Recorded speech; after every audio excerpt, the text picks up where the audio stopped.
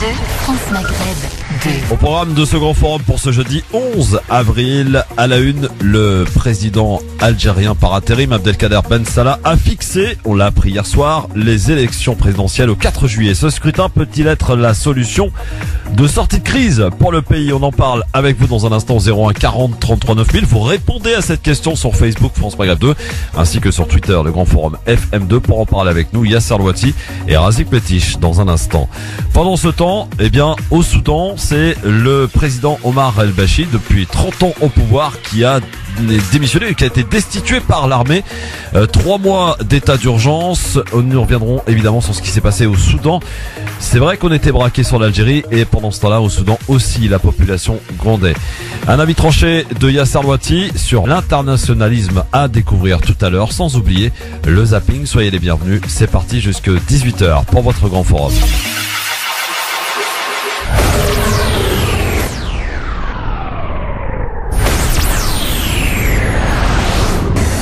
Maghreb 2, France Maghreb 2. Le LGF, le grand forum, c'est votre rendez-vous de liberté d'expression au quotidien sur France Maghreb 2 de 16h à 18h avec aujourd'hui pour nous accompagner le président du CJL, Comité Justice et Liberté pour tous, Yasser Louati. Bonjour Yasser. Bonjour Christophe. Le jeudi c'est Louati. Toujours. Et aussi Razik Métiche, président et cofondateur du site notrebobini.com. Salut Razik. Salut Christophe, bonjour à tous. Bienvenue à tous les deux. Ravi de vous avoir. Alors on a une grosse actualité. Je vous donne juste la question du jour, mais on en reparlera tout à l'heure si vous le voulez bien. En tout cas, c'est le président algérien par intérim Abdelkader Ben Salah qui a fixé, donc on l'a appris hier soir, les élections présidentielles au 4 juillet. Ce scrutin peut-il être la solution de sortie de crise pour le pays? Et vous avez le temps de voter. Continuez de voter sur Facebook France Maghreb 2, sur Twitter le grand forum FM2. Pour l'instant, vous êtes que oui, vous votez oui à 35%. Donc pour l'instant c'est pas franchement la solution pour sortie de crise selon vous.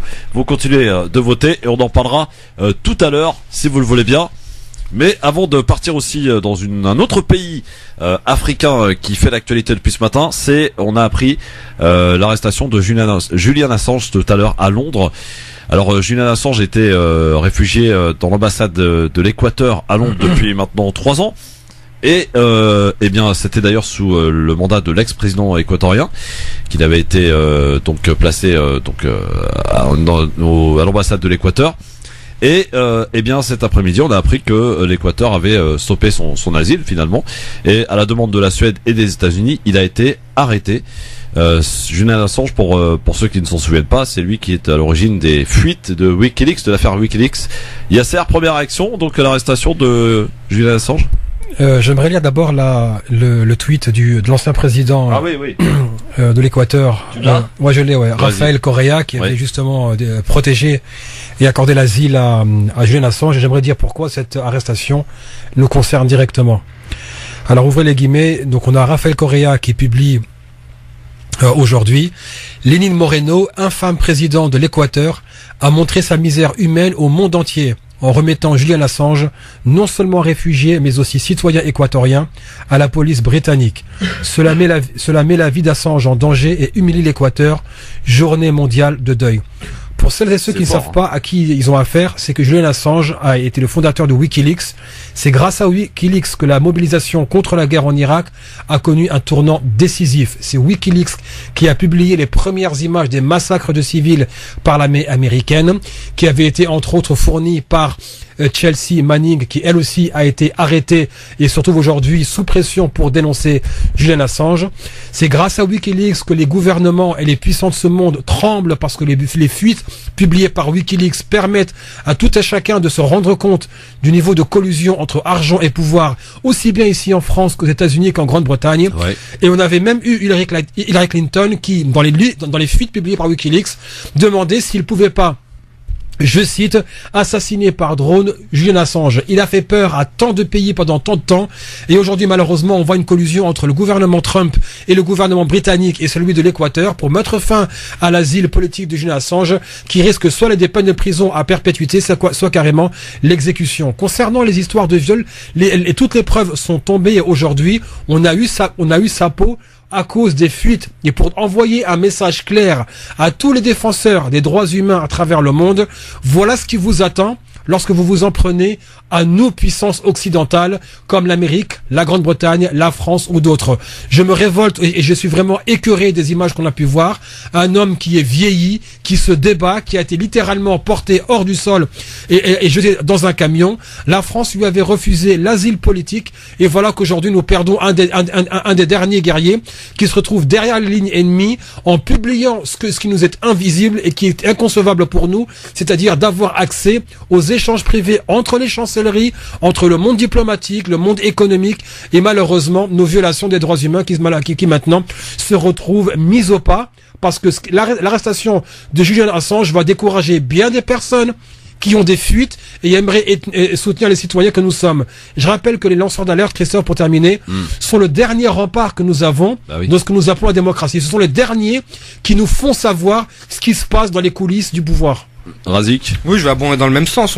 C'est une nouvelle terrible. Je pense que l'ancien président équatorien a bien pesé ses mots. C'est une terrible nouvelle pour la population mondiale. Il faut bien avoir à l'aune à l'esprit ce qui a été Wikileaks et ce qui a été Julian Assange. Ça a été un pionnier dans la pleine mesure et dans la pleine portée du mot. Ouais. Ça veut dire c'est une personne qui a influencé la manière d'aborder les affaires, la manière de travailler dans le journalisme et qui est devenue la référence.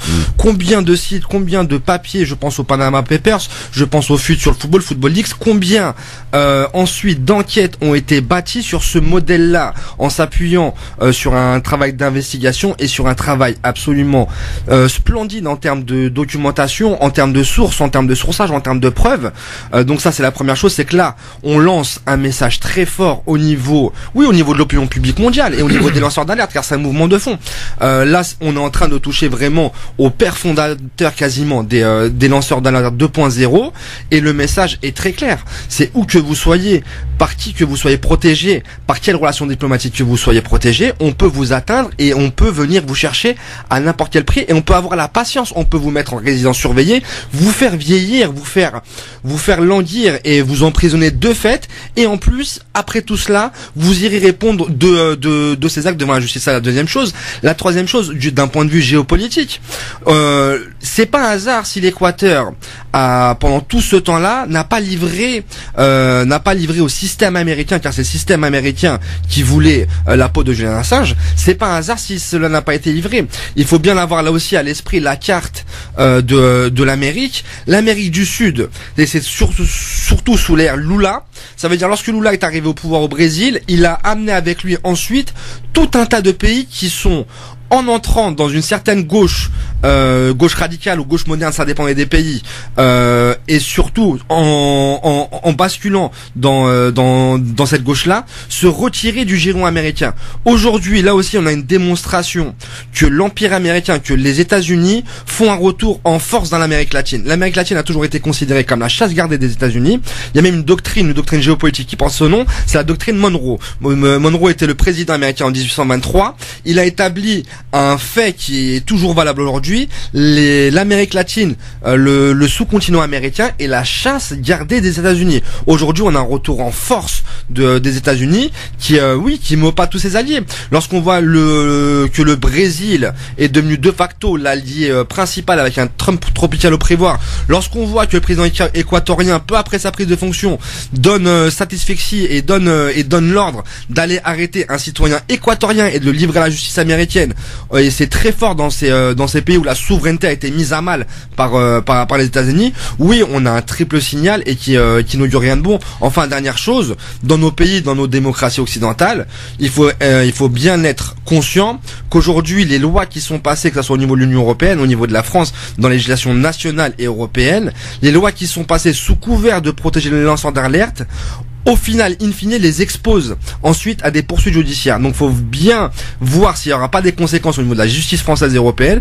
En tout cas, ça suit de près. Et pour nous qui sommes militants, qui sommes journalistes, qui sommes engagés, oui, ça suit de près. Parce que si aujourd'hui ils arrivent à arrêter Julian Assange alors qu'il a donné des choses qui servent l'opinion publique, qui servent la vérité, qui servent la démocratie, est-ce que nous demain, à notre tout petit niveau, à notre petit niveau de petites fourmis qui essayons d'œuvrer pour le bien commun et pour la vérité et pour le journalisme et pour un journalisme d'investigation, est-ce que demain on sera sera pas arrêté. C'est la question. Toute vérité n'est pas bonne à dire. Hein. Bah, sur notre site, j'ai mis que toute vérité est bonne à lire. J'espère que la justice française le prouve. Christophe, je veux dire, quand même, faut savoir ce qu'on doit à WikiLeaks. Ouais. En juillet 2010, WikiLeaks publie 70 000 documents classifiés sur la guerre américaine en Afghanistan. En octobre-novembre 2010 toujours, 400 000 documents classifiés sur la guerre en Irak sont publiés, en plus de 250 000 échanges diplomatiques concernant les États-Unis. Encore une fois, en mai 2017, la Suède a abandonné le cas de violences sexuelles concernant Julian Assange. Ça, on l'a pas assez répété. Et juste avant, en février 2016, l'ONU lui-même déclarait que Julian Assange était arbitrairement détenu. C'est qu'en fait, qu'est-ce qu'on peut faire de plus? Mais la même Suède qui demande son arrestation, hein, parce que c'était à la demande de la Suède et des États-Unis. Hein. Sauf que la Suède a abandonné les poursuites. Ouais. Et donc là maintenant, qu'est-ce qu'il risque maintenant? Bah on sait pas, peut-être à la peine de mort. Ah oui, c'est un flou. Là pour on le sait pas coup, encore. On ne sait pas quelles charges vont être retenues contre lui. Je pense pas que l'avion va se diriger vers la Suède, il va aller directement aux États-Unis. Je pense que c'est logique. Et oui, enfin il y aura vraiment une volonté de faire un exemple pour tous les lanceurs d'alerte potentiels. Motif d'inculpation, trahison? Haute trahison aussi, ou atteinte à la sûreté de l'État, ce qui est possible. Et faudra voir selon la législation américaine ce qu'il risque. Et là aussi pour le symbole. Enfin, si en 2019, en 2020, on a un journaliste, un lanceur d'alerte qui est passible de la peine de mort, condamné à mort par le système américain, et peu importe Donald Trump ou pas, hein, pour le coup. Hein, est-ce que c'est un bon coup d'ailleurs pour Trump là pour le coup? Il est en train de démontrer que l'unilatéralisme américain a de beaux jours devant lui, a surtout de beaux alliés, de beaux affidés. Ouais. Et effectivement, alors cette affaire n'a pas fini de faire couler beaucoup d'encre, hein, parce que bien entendu c'est tout frais. D'ailleurs, l'arrestation de Julian Assange a fait le tour du monde, hein, pour le coup sur les réseaux sociaux. Ça a fait le tour de tous les réseaux. Même les images d'une rare violence. Les images, ouais, absolument. On est en Grande-Bretagne, une démocratie multiséculaire qui est un peu le phare en termes de liberté d'expression. Voilà, le monde anglo-saxon se veut un peu le chantre de la liberté d'expression qui ça outrance. Et là, ils ont fait la démonstration. Il faut quand même remettre ça dans leur contexte. Il faut quand même ne pas oublier que Guantanamo est toujours ouvert, que la Grande-Bretagne a soutenu l'invasion de l'Irak, que la Grande-Bretagne a soutenu les camps de Guantanamo, que la Grande-Bretagne a déporté ses propres citoyens vers des camps de torture à travers le monde. La Grande-Bretagne n'a jamais été un exemple de démocratie ou de protection des libertés individuelles. Maintenant, il va falloir suivre de très près que va devenir Julian Assange. Une guerre avait été déclarée contre les lanceurs d'alerte après WikiLeaks et surtout après Edward Snowden. Ça veut dire qu'aujourd'hui, n'importe quel citoyen qui veut faire des fuites à la presse, aux journalistes d'investigation ou des personnes de confiance concernant la corruption, les malversations, les collusions entre l'argent et le pouvoir et les violations de ce qu'on peut appeler l'état de droit, aujourd'hui ils vont réfléchir à 15 reprises avant de même se prononcer. Parce qu'ils savent très bien si Assange, comme disait Razik à l'instant, a été arrêté de la manière la plus illégale qu'on puisse imaginer, qu'est-ce qui peut arriver à un citoyen qui se trouve par exemple dans une ville de banlieue parisienne et qui veut faire des fuites sur par exemple un maire corrompu ou un maire qui a collusion avec des puissances étrangères. Ouais, bon, pareil, il faut quand même faire une différence entre dénoncer la corruption d'un maire à l'échelle locale et Julian Assange qui a quand même dénoncé là pour le coup l'État américain au travers de... Non, mais, excuse-moi, mais le CJL à sa petite échelle, on a eu un procès il y a 2 semaines pour avoir écrit factuellement la collusion de la mairie avec les différentes factions d'extrême droite et qu'en plus la militarisation de la police se faisait au détriment de la justice sociale dans la ville de Colombes. On s'est retrouvé traîné devant les tribunaux. Mais bien sûr, on a gagné, mais malheureusement, on n'a pas été soutenu. Il y a une justice. Non, mais c'est une réalité. Pour lui, la justice, ça va être vite tranché. Vous le savez tous. Non, mais ça sera pas une justice pour le coup. Ça sera pas une justice. Ça sera une justice politique digne de l'Inquisition. Et pour rebondir sur ce que disait Yasser, absolument. Nous qui gérons nos sites, même moi avec notre.bovni.com, je suis pas à l'abri que demain une mairie demande la protection fonctionnelle et me poursuive pour diffamation, même si elle sait qu'elle perdra le procès, juste pour faire perdre du temps et de l'énergie et des finances aux personnes intimidées. L'intimidation, absolument. Enfin, et voilà, c'est un très mauvais signal et hors du temps. On est en 2019 quoi. Voir une arrestation illégale, violente, qui bafoue les principes des pays qui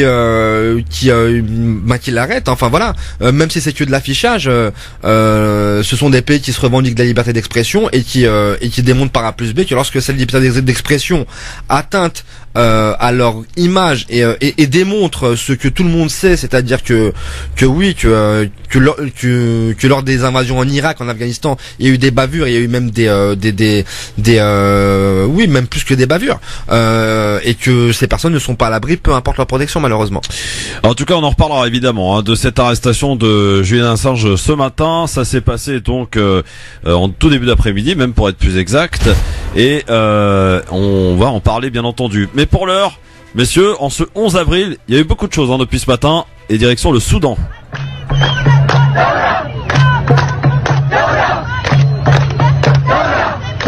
D'ailleurs, c'est toi, mon Yasser. J'ai pris cette vidéo de cette dame qui est devenue une icône au Soudan, Yasser, sur Twitter, qu'on a retweeté d'ailleurs sur le grand forum FM2 pour parler de ce qui s'est passé au Soudan ce matin. C'est incroyable, messieurs, à la vitesse où ça a été. Et c'est donc officiel depuis la fin de matinée. Maintenant, Omar El-Béchir destitué donc par l'armée au Soudan. Le ministre de la Défense l'a annoncé à la télévision nationale. L'armée qui promettait depuis ce matin une annonce importante, c'est donc fait. L'ex-président désormais est détenu par l'armée. Après 30 ans au pouvoir, Omar El-Béchir a donc été destitué. Il a été placé en détention en lieu sûr. C'est ce qu'annonce donc tout à l'heure le ministre de la Défense à la télévision d'État. Il a également annoncé la formation d'un conseil militaire qui sera chargé d'assurer l'intérim pendant 2 ans. À l'issue de cette période transitoire, des élections seront organisées. En revanche, pas de détails sur ce conseil militaire qui le dirigera, en tout cas pas de détails pour l'instant. Le ministre de la Défense a également annoncé l'instauration de l'état d'urgence pour une période de 3 mois et d'un couvre-feu à partir de 22h. Les frontières sont également fermées ainsi que l'espace aérien. C'est l'annonce qu'on attendait donc depuis quelques heures au Soudan, Yasser Louati. Exactement, donc maintenant c'est arrivé, finalement Omar el-Béchir est tombé, on n'est pas dupe sur les raisons de sa chute. On en parlera tout à l'heure, mais comme ça, parce qu'il y a des raisons forcément. Sa chute, 30 ans au pouvoir ce monsieur. 30 ans, mais c'était c'était un des derniers encore au pouvoir depuis ceux qui ont pris le pouvoir dans les années 80. On connaît son régime, on sait ce qu'il a commis au Sud-Soudan, on sait ce qu'il a commis en termes d'exactions. Est-ce qu'on peut dire que c'est un sanguinaire? Oui. Oui, mais comme toute personne qui reste. Oh non, mais tous les despotes du monde arabe ont du sang sur les mains, ont toujours été sanguinaires à un moment ou à un autre. Après la période d'acquisition du pouvoir, il faut bien le légitimer et l'asseoir et s'assurer qu'il n'y aura plus aucune opposition. Et ça se fait par différents massacres dans les prisons ou dans les différents quartiers où se trouve l'opposition. Omar el-Béchir n'est pas différent d'un Kadhafi, n'est pas différent d'un Ben Ali. Sauf que maintenant, on a quand même affaire à un des plus grands pays du monde arabe qui a déjà été coupé en deux avec l'intervention occidentale. Oui, qu'est-ce qui va se passer demain? On sait que c'est un pays qui reste riche en ressources, très pauvre, sous-développé, extrêmement corrompu, sous la tutelle de l'armée, un peu comme l'Égypte.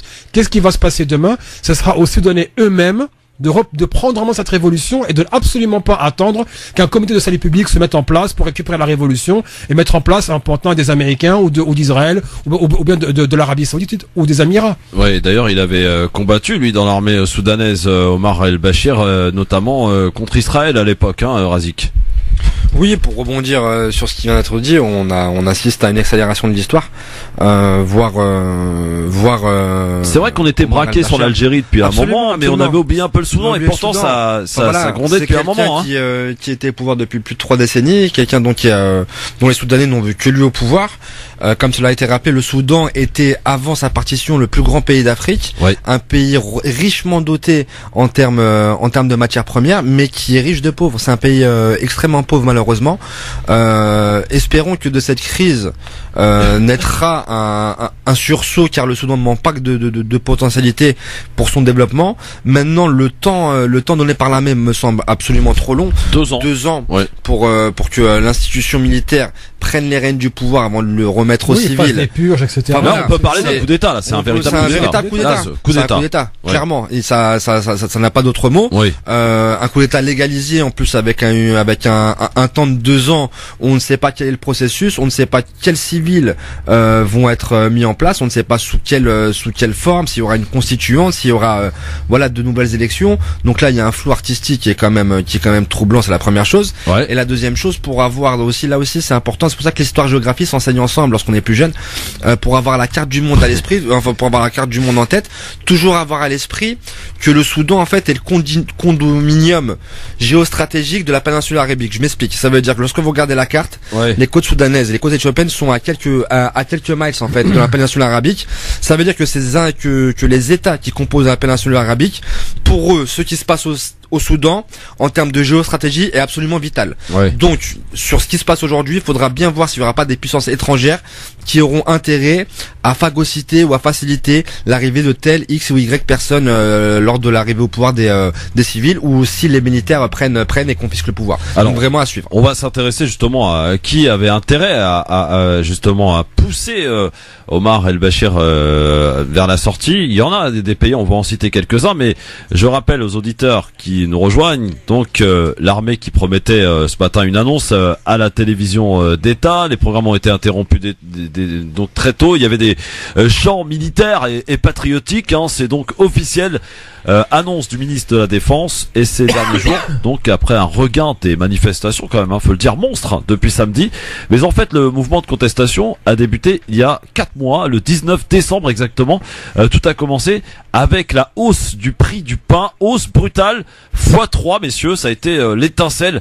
Ce sont donc des questions économiques, a priori, qui ont démarré ce regain de manifestation immense et important, et qui ont eu raison donc d'Omar el-Bashir. Mais on peut aussi se poser la question, si on y voit un petit peu en faisant de la géopolitique, Yasser, les Saoudiens, franchement, n'avaient pas Omar el-Bashir en odeur de sainteté depuis ces derniers temps, depuis notamment qu'il avait retiré ses troupes du Yémen, et surtout depuis également qu'il avait aussi, alors je cherche pas l'autre information, permis l'installation de bases turques. Voilà, permis l'installation de bases turques. Du coup, ça a un peu énervé les Saoudiens. Est-ce qu'on peut imaginer que les Saoudiens encore seraient derrière ce coup d'État en cours? Les Saoudiens ont une convergence d'intérêts saoudiens, émiratis et israéliens. On sait toujours qu'Omar el-Bashir a toujours gardé un... D'ailleurs, j'en profite pour renvoyer nos auditeurs, auditrices sur la page Facebook France Maghreb 2 et la page du Grand Forum. On a partagé une vidéo du CJL sur l'implication des Émirats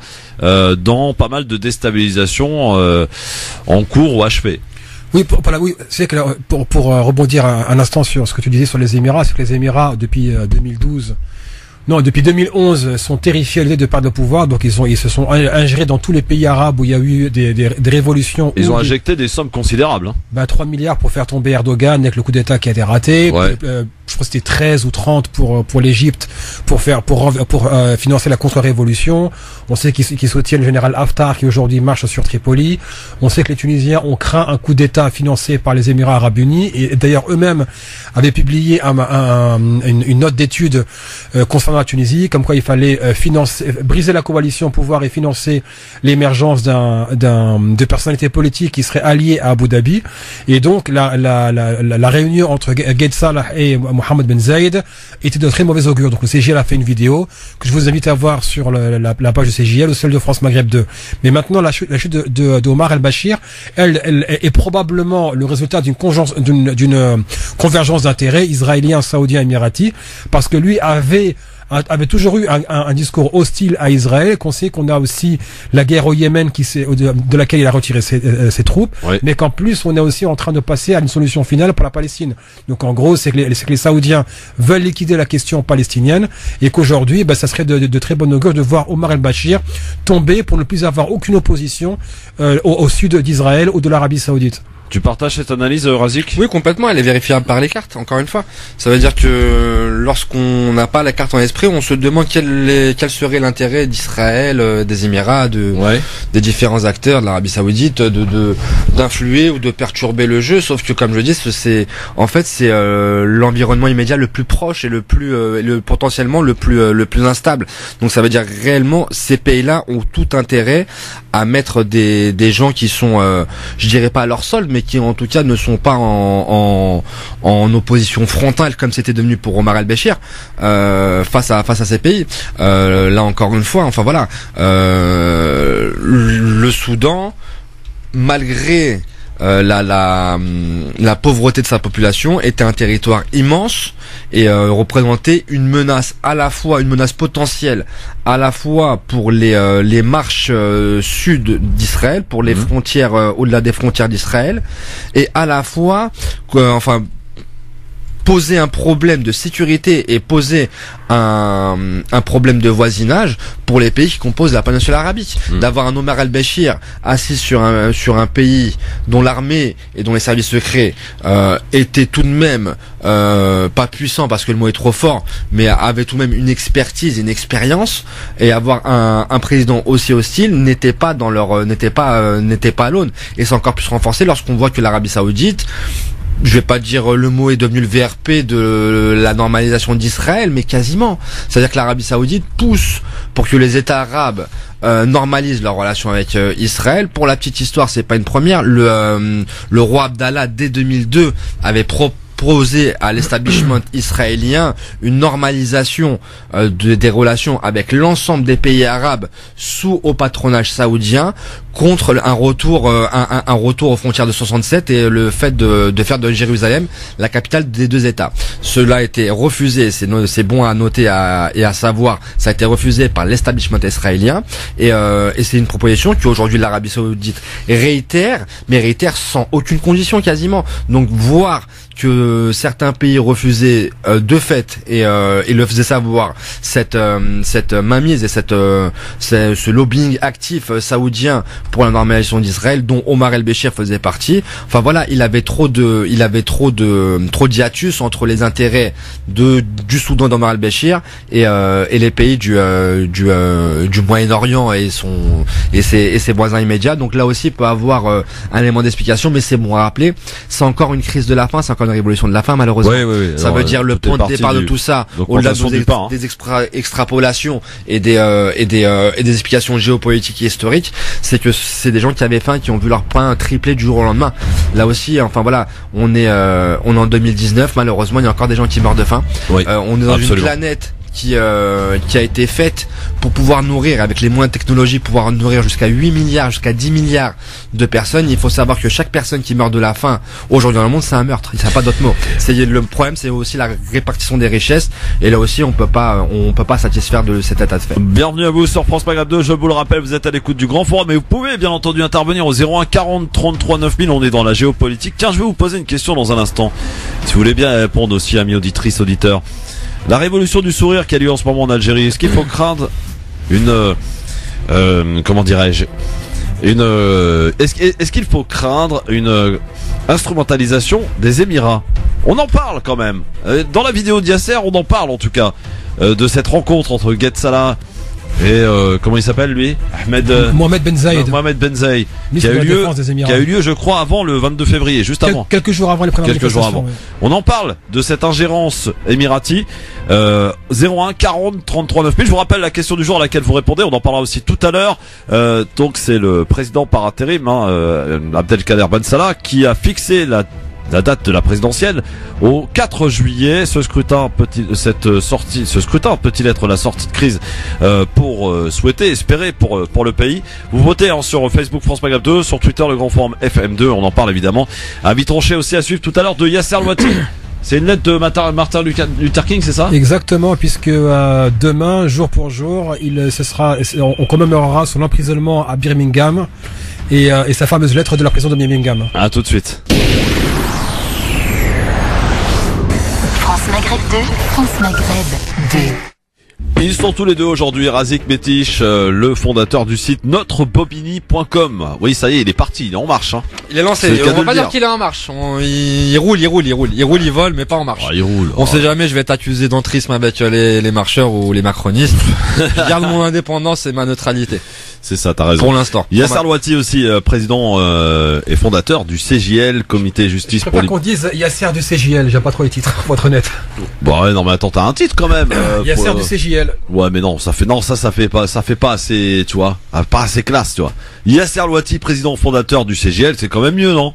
Comme présentation. Je sais pas. Bah si quand même, Razik, qu'est-ce que t'en penses? Oh, je savais qu'on allait me poser la question. Je suis plus à l'aise avec Yasser du CJL, voilà, c'est... Oui, mais il faut toujours rappeler, c'est quoi le CJL? Comité Justice et Liberté pour tous. Exactement, organisation de défense des droits humains et liberté publique, qui agit sur l'investigation, la recherche, l'éducation populaire et les actions stratégiques en justice. Bon. Le but étant d'aboutir à un nouveau contrat social et l'égalité pour tous, sans exception. Bon, je vous rappelle, vous qui nous rejoignez peut-être à l'écoute de France Maghreb 2, vous avez raison, c'est là que ça se passe, c'est le grand forum, 16h, 18h, tous les jours on est là, messieurs, dames, du lundi au vendredi. C'est la grosse actualité du jour, c'est Omar El-Béchir, donc 30 ans au pouvoir, qui a été destitué par l'armée suite à un coup d'état militaire. L'armée donc qui annonce d'organiser des élections pas avant 2 ans. La mise en place de 3 mois d'état d'urgence et le couvre-feu à partir de 22h. Il y a eu des scènes de liesse d'ailleurs du côté de Khartoum suite à cette annonce, mais il y a quand même quelques-uns qui n'acceptent pas ce processus et ils se font entendre d'ailleurs. Est-ce qu'il faut y voir d'ailleurs un lien un lien avec l'Algérie? Non, pas franchement, non. Je pense pas. Non, comparaison n'est pas raison. Après, ce sont 2 peuples qui sont réveillés, qui ont ensuite été appuyés par l'armée, mais je pense que la comparaison s'arrête là. Les ont inspiré le Soudan aussi. Non, parce que elles ont été historiquement antérieures, absolument. C'était au mois de décembre, ça a commencé au Soudan. Oui, absolument. L'Algérie, c'était le 22 février, quand même. Faut le rappeler. Donc, on peut même peut-être inverser la primauté était pour les Soudanais. Voilà, c'est ça. En fait, ça revient en Tunisien d'abord, pour commencer. Faut pas oublier. Alors, si tu veux qu'on rentre dans ce jeu-là, on a commencé en 88. Exactement. On a commencé avant même les pays qui ont fait chuter le mur de Berlin. On a lancé le mouvement. En 88 exactement. Tiens, puisqu'on parle d'Algérie, sachez que c'est aujourd'hui l'anniversaire de la disparition d'un président algérien, je crois le premier, Ben Bella, entre 62 et 65. 65, absolument. Voilà, donc il est mort le 11 avril 2012. Ancien joueur de l'OM, dont salue la mémoire et dont salue la famille.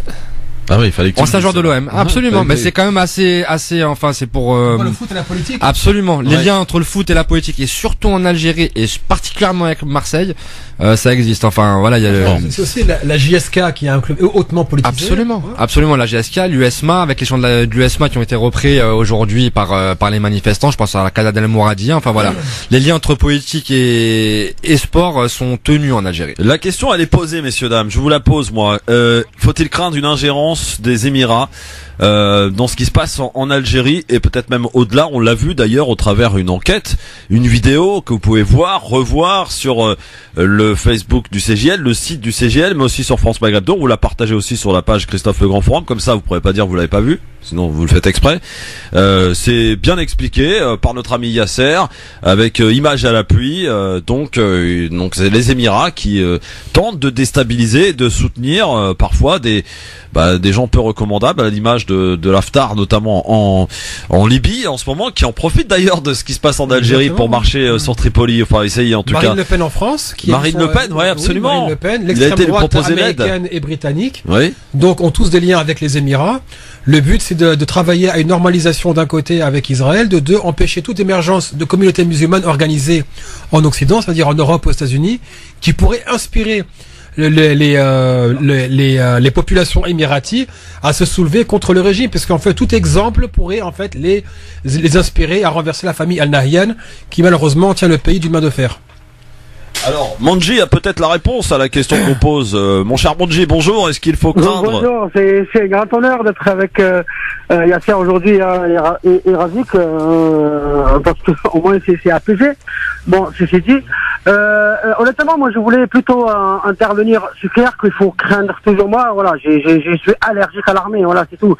Là, on voit que au Soudan, j'espère que l'armée ne va pas voler la victoire de la rue. Ouais. C'est ce que je souhaite. En plus, avec une période de transition de 2 ans, c'est un peu long. Tout sachant que Omar El-Béchir, il était militaire aussi. Il est arrivé suite à un coup d'État aussi. Voilà, c'est vraiment, il faut vraiment faire très attention. Comme je sais pas qui disait ça, que les affaires de l'État sont tellement importantes qu'il faut pas les laisser entre les mains des militaires. Et il faut vraiment pas laisser entre les mains des militaires. Moi, je voulais surtout parler de l'arrestation de Julian Assange, qui est, comme ils ont expliqué Razik et Yasser, vraiment un coup dur porté à tout ce qu'ils veulent lutter contre les omertas et contre les collisions avec les puissances de l'argent. Aujourd'hui, on a eu une bonne nouvelle, nous, de notre côté, l'association à la coordination contre la racisme et l'islamophobie, c'est que notre ami Abdelaziz Righi, bah oui. Pardon. Oui. Voilà. Qu'est-ce qu'il a, notre ami Rigui? Il avait été emprisonné, t'as oublié? Bah, oui, il était emprisonné, et en plus, il était relaxé parce qu'en fait, avant sa présence, ils l'ont emprisonné parce que c'était une vengeance de la police, je peux le dire, tout simplement parce qu'il était poursuivi avant qu'il soit emprisonné pour avoir filmé et diffusé une vidéo d'une arrestation où la police tirait une femme dans un quartier à Diaz par les cheveux, et la direction de la sécurité plus le syndicat Synergie, ils l'ont poursuivi, et aujourd'hui il a été relaxé parce que tout simplement on a le droit de filmer la police. On a le droit de diffuser quand la police elle fait mal son travail. Et d'ailleurs c'est même recommandé, hein. J'en profite pour. Voilà, exactement. Voilà. Ça pour nous aujourd'hui, c'est voilà, d'un côté bon, c'est pas à la même hauteur évidemment, mais pour nous, Abdelaziz Rigui, il a payé la prison le fait qu'il a publié cette vidéo. C'était un peu une vengeance de la police parce que tout le monde sait bien, toutes les vidéos qui tournaient, c'est bien qu'il n'a pas agressé le policier. Il a pris 3 mois ferme plus 5 mois avec sursis et 500 € à payer au policier. Manji, est-ce qu'il a été soutenu par la communauté, non? Non, absolument pas. Ouais. Je le dis clairement, il a été même boycotté parce que tout simplement il a été vraiment, c'est un type qui a été toujours là pour tout le monde, et je lance l'appel, c'est un jour tu veux bien Christophe l'inviter pour parler un peu de son cas parce que c'est important de parler. Non, mais tu as raison Manji, on l'invitera notre Abdelaziz Rigui, il n'y a pas de problème. Voilà. Merci Manji. C'est pour ça il faut faire attention que les militants ne soient pas poursuivis parce que c'est le but, c'est les intimider. Exactement. À bientôt Manji. Alors est-ce qu'il faut craindre, mon cher Azik, comment dirais-je, dans la crise algérienne en ce moment, une ingérence des Émirats? Bon, des Émirats, du Qatar, des Saoudiens. Enfin, Saoudiens, Émirats, c'est la même chose de toute façon. Est-ce qu'il faut craindre une ingérence? Il y a une crainte, je trouve que le mot est trop fort pour ma part. Personnellement, après, je le dis tranquillement en étant franco-algérien, je pense pas que l'armée algérienne, donc le peuple algérien, ait à craindre des Émirats, surtout pas, de l'Arabie Saoudite encore moins. Enfin voilà. Après, il faut toujours avoir à l'eau aussi à l'esprit ce qui s'était passé pendant la guerre civile des années 90, où certains protagonistes de la guerre civile avaient des relais, des appuis, des financements via ces pays-là, et avaient même des ambassades pignon sur rue. Enfin voilà, et avait quasiment une représentation quasi étatique dans ces pays-là, et mais pas que, aussi à Londres et à Washington. Ensuite, en termes militaires, aucune crainte, je le dis tranquillement. Lorsqu'on voit la coalition saoudienne avec je ne sais pas combien de pays s'en prendre à un peuple affamé, sous embargo, mal équipé, pas armé, et ne pas avoir de victoire militaire, enfin vraiment être la risée des spécialistes militaires. Non, l'armée algérienne n'a rien à craindre de ces pays-là. Après, en termes de financement, en termes de déstabilisation sur la société, bien évidemment qu'ils vont essayer d'œuvrer, bien évidemment qu'ils doivent avoir des relais locaux, bien évidemment qu'ils ont les financements de leurs ambitions, mais pour autant, là aussi, je fais confiance en la maturité de la société civile algérienne, des acteurs algériens, pour ne pas tomber dans ces pièges-là. On est passé par une guerre civile de 10 ans qui n'avait civil le nom, mais pas que. Donc pour le coup, ce sont des schémas qui ont déjà été vécus et qui ont été payés par le prix du sang. Donc aujourd'hui... Donc tu rejettes le lanceur d'alerte Yasser Louati? Non, je rejette pas. Je regarde ça avec une grande intention, mais pour autant, comme j'ai commencé par là au début, le mot de crainte, non, je pense pas qu'on a crainte. Mais qui est des menaces, qui est une menace, oui, absolument, il y a une menace. La crainte est peut-être un mot trop fort, Yasser? Absolument pas. Quand on voit ce qui s'est passé en Égypte avec une contre-révolution pour laquelle ils ont payé près de 30 milliards, quand on voit ce qu'ils ont payé 3 milliards pour faire tomber Erdogan, peu importe les critiques qu'on peut avoir à son égard, il a quand même été élu par son peuple, et on peut aimer ou détester Erdogan. C'est un bon exemple, Erdogan. Ils ne sont pas arrivés. Oui, ils l'ont renforcé. Ouais, ils ont loupé, hein. Ils l'ont renforcé. Oui, ils l'ont loupé, mais ils l'ont fait quand même. Sauf que en Algérie, personne n'est à l'abri de financement. Ça veut pas dire qu'ils vont aboutir. Ça veut dire que l'Algérie maintenant est à la croisée des chemins. Elle n'a pas besoin d'une ingérence à coup de milliards de dollars pour financer une crise fantoche créée de toutes pièces qui pourrait justement précipiter le pays et voir émerger une période de déstabilisation qui pourrait encore durer plusieurs années. Bien sûr, la leçon des années 90 est retenue, et c'est pour ça que les marches pacifiques ont été exemplaires pour le monde entier. Et les Algériens ont le droit d'être fiers de ces marches et de l'héritage qu'elles vont lancer. Par contre, ne jamais sous-estimer un pays qui est prêt à financer une contre-révolution, comme on l'a vu en Égypte, qui est maintenant en train de financer Al-Haftar, qui remet en question le pouvoir reconnu par l'ONU. Surtout que, en gardant en tête que si ça marche en Algérie, la Tunisie, elle, est garantie d'y parvenir. Ça veut dire qu'il y aurait les deux pays d'Afrique du Nord, Algérie et Tunisie, qui passeraient sous démocratie populaire. Et ça serait un très mauvais signal, malgré tous les milliards dépensés par les Émirats. Je ne dis pas que les Algériens tomberont dans le panneau. Je ne sous-estime pas un pays déterminé comme les Émirats, qui est prêt à financer coûte que coûte. Et tu as raison, le Yémen est un désastre. Les Saoudiens ont épuisé leur stock d'armement les 6 premiers mois, je crois. C'est une blague. C'était vraiment la risée. Barack Obama ne voulait même pas leur fournir les missiles parce qu'ils avaient vraiment épuisé leur stock d'armes. Ils sont face à des rebelles Houthis qui font face à eux avec une guérilla, et pourtant l'Arabie Saoudite, malgré ses milliards et son arsenal, n'y parvient pas. Par contre, la facture serait payée par l'Algérie si les Émirats s'ingèrent. Bien sûr, après, je ne sous-estime pas la menace de ces pays, mais il ne faut surtout pas sous-estimer la résilience du peuple algérien. Ouais. Et sa maturité, réellement. Je le dis, je le redis, je le dis en fait depuis un an. Lorsqu'on me parlait, moi, du 5e mandat en juillet, et les podcasts sont là pour l'attester, je disais que je ne croyais pas au 5e mandat et que je faisais confiance en la maturité, en la résilience du peuple algérien. Je redis exactement la même chose. Je fais confiance en la maturité, en la résilience du peuple algérien. Bien évidemment que des puissances étrangères veulent déstabiliser, s'ingérer. On le sait très bien, c'est le jeu mondial et l'échiquier mondial, surtout lorsqu'on est dans le Middle East nord-africain, dans l'acceptation américaine. Bien évidemment que en termes de puissance financière, l'Arabie Saoudite, le Qatar, les Émirats ne jouent pas dans le même échiquier, ne jouent pas dans la même cour. Ils ont des pétrodollars à foison, mais pour autant, voilà, le peuple algérien a une maturité, qui démontre, qui démontre sans cesse. L'exemple, la révolution tunisienne, elle a abouti, transition qui a piétiné, mais qui a abouti, bon gré mal gré. Les Tunisiens ont créé un coup d'État pendant longtemps, financé par les Émirats. Pourtant, les Tunisiens ont fait preuve de maturité à la face du monde entier, et en plus, personne ne s'attendait à ce que c'est la Tunisie qui mène le printemps arabe, ce qu'on appelle le printemps arabe. Et jusqu'à maintenant, les Tunisiens craignent une ingérence des Émirats qui pourrait financer un coup d'État, comme on l'a vu avec les papiers qu'on avait publiés. Après, l'Algérie est un trop gros gâteau. Alors, on va voir, tiens, plus gros que l'Égypte? L'Égypte fait partie l'Égypte pour le coup était pas dans la même thématique. Ils avaient des liens beaucoup plus ancrés, et ne jamais oublier que l'Algérie, dans sa diplomatie, avec les alliés dont elle peut se prévaloir comme la Russie, comme l'Iran, l'Algérie est un gros morceau. Bon, on va accueillir Sofiane Lakhdari qui vient se mêler à la conversation. Mon Sofiane, bonjour.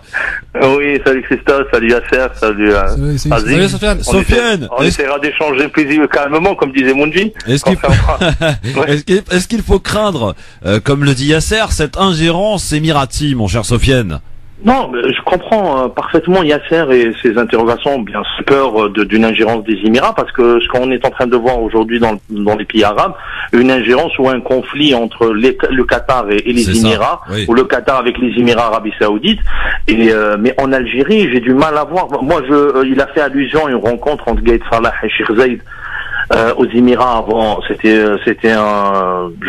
un sommet au niveau de l'armement. Il y avait différents dirigeants du monde entier. C'était pas une rencontre exclusive ou c'était une relation secrète. C'était une visite officielle. Et il faut savoir que les Émirats ont investi énormément d'argent, surtout avec le ministère de la Défense algérienne.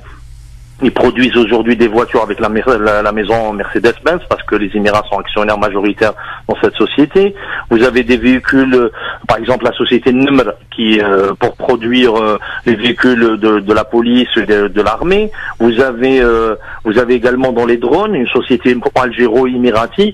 C'est-à-dire il y a énormément d'investissements émiratis dans ce secteur. On parle de 10 à 15 milliards. Ajoutez à cela le port de Cherchel où ils veulent s'accaparer. Voilà, par rapport au Qatar, il n'y a pas eu beaucoup d'investissements. Le Qatar, pour donner juste un exemple, ils ont investi dans une usine de fabrication de pneus, à peu près 5 millions de pneus par an, et vous avez des batteries pour des véhicules. Alors, pour vous dire les investissements qatariens en Algérie. Le Qatar, c'est plus en Tunisie, je crois, hein. En matière d'investissement, c'est plus en Tunisie, le Qatar. Voilà, exactement. Et même le Qatar, il a eu la chance d'avoir, parce qu'aujourd'hui, en vérité, si on a à caricaturer, le Qatar soutient, finance et milite pour l'arrivée des frères musulmans dans certains pays. Et les Émirats, c'est leur ennemi numéro 1, ils sont classés comme organisation terroriste. Mais sauf qu'aujourd'hui, moi, ce que je demande à Yasser, c'est que les Émirats vont soutenir en vérité. Parce que les Émirats, s'ils soutiennent, ils vont soutenir un coup d'État ou l'armée, mais sauf que l'armée aujourd'hui, depuis le début des événements, elle soutient le peuple pour ses aspirations démocratiques. Alors j'ai du mal un peu maintenant, le Qatar, on voit avec Al Jazeera et certains journalistes et certains relais comme le mouvement Rachid, etc. Ils essayent un peu de s'attaquer à l'armée. Maintenant, ils ont commencé de manière frontale. Au début, ils les ont amadoués. Maintenant, ils attaquent l'armée. Je ne sais pas pour quelle raison. Alors que l'armée, elle le dit clairement qu'il n'y a aucune aspiration. Hier, Gaïd Salah, il y a 2 jours, il a clairement dit qu'il n'avait aucune aspiration politique. Et en même temps, il disait qu'il était avec le peuple pour ses aspirations démocratiques. Alors juste, je demande à Yasser comment il voit l'ingérence émiratée en Algérie. Non, l'ingérence, elle se ferait dans ce cas. Non, mais je dirais, on peut pas spéculer au-delà des faits qu'on a pu établir. Si maintenant les Émirats ont des intérêts financiers en Algérie, ils ont tout intérêt à les protéger. Maintenant, est-ce que les Émirats laisseront faire une transition démocratique, ou est-ce qu'ils soutiendront une démocratie fantoche qui émergerait après les marches? Encore une fois, les Émirats, de tout ce qu'on sait sur la politique étrangère, c'est de rendre et d'empêcher coûte que coûte toute transition démocratique dans le monde arabe. Donc jusqu'où seront-ils prêts à aller, si bien tant et bien que l'armée algérienne, elle, soutient le peuple algérien? Est-ce qu'ils vont aller à l'encontre de leur propre allié, qui est l'armée algérienne, ou puis en tout cas des personnes avec qui ils ne sont pas en conflit ouvert? Ça, on n'en sait rien. C'est pas mon rôle à moi, ni celui de CGL, de spéculer au-delà des faits que nous avons pu établir. Non, mais pas de spéculer, mais juste de voir l'angle dans lequel tu vois l'ingérence émiratie. C'est pas une attaque, hein. C'est juste pour voir à peu près. J'ai du mal, moi, à percevoir une ingérence émiratie, parce que les Émirats, c'est pas leur problème, c'est que la démocratie arrive dans certains pays, c'est que l'arrivée des frères musulmans. Ils veulent pas non, c'est les deux. Non, c'est les deux. Pour eux, il faut absolument pas qu'émerge. Tant que c'est pas une monarchie, je pense, j'aurais plus peur à une ingérence émiratie saoudienne au Maroc qu'en Algérie. Parce qu'une monarchie, là, avec les républiques, on a vu maintenant tout ce printemps arabe qu'on a vu pour le moment, c'est dans des républiques et non pas des monarchies. Et on a bien vu au départ le rôle qu'a joué le Qatar et les Émirats afin d'intégrer le Maroc et la Jordanie dans le groupe du Conseil du pays du Golfe. C'est-à-dire de protéger leur manière de gérer, à savoir une monarchie totalitaire. Et aujourd'hui, maintenant, si je vois une révolte au Maroc, j'aurais plus peur d'un conflit émirato-qatari au Maroc qu'en Algérie. Parce que là, maintenant, même s'il arrive un mouvement, une démocratie arrive en Algérie, ça sera loin d'être voilà, il n'y a pas de courant qui vraiment émerge pour le moment. Même on voit. Ça veut dire que l'armée resterait au pouvoir de près ou de loin? Non, elle restera de loin peut-être, mais elle restera, c'est clair, l'armée, c'est, maintenant, comment, une démocratie, c'est les élections qui vont définir après l'armée, comment elle va gérer en vérité. L'armée, elle essayera par tous ses moyens à ce que ça soit une démocratie, pour le moment. Pour le moment, c'est les déclarations officielles que tient aujourd'hui, le général Gaïd Salah. Ouais. Après voilà, on essaie, mais c'est tout à fait, moi depuis la vidéo de Yasser que j'appelle les gens à visionner, parce que elle relate des faits qui sont vérifiables, et on voit bien aujourd'hui les Émirats qui essayent d'avoir la main sur tous les ports de la mer Rouge, de sud de la Méditerranée. Et dernièrement, ils viennent de s'accaparer d'un grand port en Mauritanie. Également, les Émirats sont en train ça c'est sous autorisation bien sûr américano-israélienne, mais le Qatar n'est pas loin aussi. Le Qatar, il faut pas l'oublier, il a la plus grande base américaine, le centre de commandement américain, il est au Qatar. Il est au Qatar aussi, ouais. Mais la Tunisie... Et Al Jazeera aussi, là, elle joue pas. Et aujourd'hui, quand on voit, par exemple, on a parlé du modèle tunisien, le Qatar, il avait l'arrivée des frères musulmans avec le Marzouri, ils auraient pu développer l'économie et ne pas affaiblir les frères Nahda. Aujourd'hui, Nahda, malheureusement, ils n'ont pas pu aboutir parce qu'il y a eu un gel des avoirs et des investissements européens, y compris le Qatar à l'époque n'a pas soutenu véritablement l'économie tunisienne. L'économie c'est pour cette raison qu'ils l'ont affaibli. Ouais, et dans une situation dramatique, l'économie en Tunisie en ce moment. Mais mal les pétromonarchies à l'époque, au lieu de développer la démocratie et aider ce pays à se démocratiser, le Qatar n'a pas soutenu. Non, personne n'a intérêt. Non mais Sofiane, personne. Quand on est un régime autocrate ou un régime qui gouverne sans partage, on n'a absolument pas intérêt à soutenir un régime qui veut justement qu'il y ait une démocratie populaire. Que ce soit le Qatar ou les Émirats ou l'Arabie Saoudite, et même la France n'a pas intérêt à ce qu'une démocratie émerge dans le monde arabe, parce qu'une démocratie dans le monde arabe, ça veut dire souveraineté populaire. Souveraineté populaire, ça veut dire que des intérêts économiques qui reviennent sous gestion de ce peuple-là. Donc oui, tu me parles maintenant des investissements émiratis, il y en a aussi en Tunisie. Ces Émirats ont tout intérêt à ce que ces investissements soient protégés. Si maintenant n'importe quel régime se met à brader les ports, les aéroports, les routes ou je ne sais quel autre secteur de l'économie, si demain une démocratie populaire émerge, tout cela s'arrêtera. Et pour eux, il faut pas que ça émerge. On va prendre l'avis de Walid. Bouge pas, Sofiane, reste avec nous. Walid, bonsoir. Bonsoir, salam alaikum. Bonsoir Walid. Alors, est-ce qu'il faut craindre une ingérence émiratie en Algérie? Bah moi je voudrais dire que je suis un peu d'accord avec Yasser, parce que moi personnellement j'étais plus focalisé sur une ingérence française, mais quand vous avez parlé du projet de l'Arabie Saoudite pour faire en sorte que les pays arabes et Israël essaient d'avoir une entente, sachant que l'Algérie est un pays qui est hostile à Israël, bah, je me pose des questions en fait. Ouais, bah oui, les questions sont là. Alors surtout que BHL dans le passé avait déjà été embauché par l'armée pour faire un papier, voilà. Par quelle armée? L'armée algérienne. C'est il était venu en Algérie avec en fanfaronnant en disant oui, non, mais l'armée algérienne progresse, etc., etc. Donc rien n'est impossible. Et c'est BHL qui l'avait fait, c'est pas n'importe qui. Ah oui, on parle bien de Bernard-Henri Lévy, on est d'accord. Ah bah oui, il a ouais, non, mais d'accord, non, mais c'est toutefois précisé. Qui avait écrit son papier sur Le Monde, oui, bon, il faisait, bien sûr, il interrogeait des gens chez eux et l'armée était présente. Bon, que les gens, bien sûr, ils vont dire que tout va bien. Ouais. Et donc il est rentré, oui, c'est quand même une armée organisée. Et le seul problème de l'armée algérienne, c'était quoi? Oui, c'est quand même une armée qui est quand même très bureaucrate. Hein. C'est la bureaucratie de l'armée qui pose problème. Merci Walid pour écoute, voilà cette interrogation. J'invite les auditrices auditeurs, hein, comme l'a fait d'ailleurs Sofiane, à aller voir la vidéo sur le site du CJL, sur le Facebook de la radio France Maghreb 2, sur la page du Grand Forum, Christophe le Grand Forum. Voilà, on l'a mis à disposition depuis hier soir. Déjà atteint pas mal de vues, hein, on est à 230 000 vues, hein, ce qui est pas mal. Qui était au-delà de, enfin, on pensait pas en faire autant. Mais... Ouais, non mais ça monte, je vois les chiffres, ça grimpe en tout cas. Mon Sofiane a un petit truc à rajouter peut-être? Non, très bien. Moi, pour Bernard-Henri Lévy, j'ai cru entendre, il a intervenu en Algérie. Oui, il était venu dans les années... C'est quelle année exactement? Non, c'était une conférence en 2011, si tu fais allusion à ça, je pense que c'était une conférence en 2011 avec... mais il était avec... il avait écrit un papier pour Le Monde. Ah, il a écrit, oui, il a écrit, mais je pense pas qu'il a visité l'Algérie dernièrement. Non, c'est pas dernièrement, c'était dans les années 90, ou bon, on sait plus c'était quelle année. Oui, c'était autre chose. C'était à une autre époque, et BHL avait écrit un papier disant oui, l'armée... Lui, parmi les gens qui ont appelé un printemps arabe en 2011, mais quand le peuple algérien depuis cette semaine s'est révolté, on n'a pas entendu, il n'a pas donné plus de signe. Étrangement silencieux, oui, absolument. Très silencieux. Très silencieux. Merci mon Sofiane. Merci à vous. À bientôt, salut Sofiane. Voilà, bon écoutez, cette question elle reste là et ouverte, bien sûr. Nous, hein, l'histoire donnera ses résultats au fur et à mesure. Oui, en tout cas, vous pouvez prendre la parole, bien sûr, rien n'est joué d'avance. 40 33 9000 de l'Algérie. On en reparlera juste après l'avis tranché de Yasser Louati, qui lui arrive dans un instant sur France Maghreb 2. On va parler de Martin Luther King. D'ailleurs, je crois que c'était l'anniversaire de sa mort il y a pas longtemps. Je crois. Yasser. Il y a un jour férié qui est consacré à ça, il me semble que c'est on n'a pas de Martin Luther King Day, donc malheureusement en France c'est... Ouais. Bon, en tout cas, l'avis tranché de Yasser Louati à suivre, et on parlara de l'Algérie parce que effectivement on a une date. C'est la semaine dernière sa mort, donc. Oui, voilà, c'était la semaine dernière parce qu'il m'a semblé la 4 voir. Et le 4 avril. Martin Luther King Day déjà c'est le. Il me semble que c'est aux États-Unis, vu que j'y vis plus, donc. Oui, ça avait déclenché les émeutes d'ailleurs. La mort de Martin Luther. Ouais, mais ils ont quand même tué l'apôtre de la non-violence. Ouais, absolument. Bon, dans un instant, donc, disais-je, l'avis tranché de Yasser Louati, et on va parler de l'Algérie parce qu'on connaît la date de l'élection présidentielle. Vous savez que Ben Salah est chargé d'organiser la transition.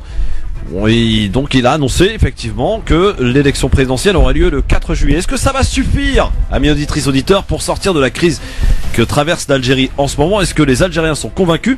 On croit les votes, puisque vous pouvez voter sur Facebook France Maghreb 2 ainsi que sur Twitter le Grand Forum FM2. Visiblement non, pas encore. En tout cas, les Algériens n'en veulent pas pour l'instant. On en reparle avec vous et en direct au 01 40 33 9000. Ne bougez pas, c'est là que ça se passe. La liberté d'expression vous donne rendez-vous tous les jours de 16h à 18h. Ça se passe sur une seule et unique radio, France Maghreb 2. Le Grand Forum avec Yasser Louati, Razik Métiche sur France Maghreb 2 jusqu'à 18h avec vous aussi. Et vous répondrez à notre question du jour dans un instant, bien sûr, à savoir les élections présidentielles algériennes annoncées au 4 juillet prochain. Donc là, on respecte pour le coup la Constitution. Est-ce que cela va suffire à sortir de la crise, à convaincre les Algériens? Vous répondez à cette question sur Facebook, France Maghreb 2, sur Twitter, le Grand Forum FM2, et en nous appelant dans un instant sur France Maghreb 2 au 01 40 33 9000. Tout le monde est prêt pour l'avis tranché de notre ami Yasser Louati? Oui, c'est parti, jingle.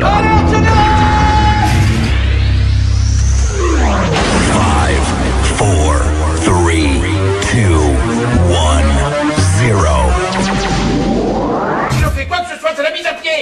Alors piétinez-moi, allez-y. Et le titre de cet avis tranché, souviens-toi de Luther King, Yasser Loati. Exactement, cher Christophe. Ce 12 avril, c'est-à-dire demain, nous commémorerons la marche pour les droits civiques à Birmingham du vendredi 12 avril 1963, qui avait abouti à l'adoption de la loi sur les droits civils de 1964 et ainsi permettre à un semblant de fin de ségrégation aux États-Unis de voir le jour. Durant cette marche du Good Friday, le révérend Martin Luther King avait été arrêté pour avoir manifesté malgré une interdiction de la justice américaine. Incarcéré dans la prison de Birmingham et placé en isolement, il écrira sa fameuse lettre de la prison de Birmingham qui, jusqu'aujourd'hui, résonne dans la mémoire collective des mouvements de lutte pour la justice raciale à travers le monde.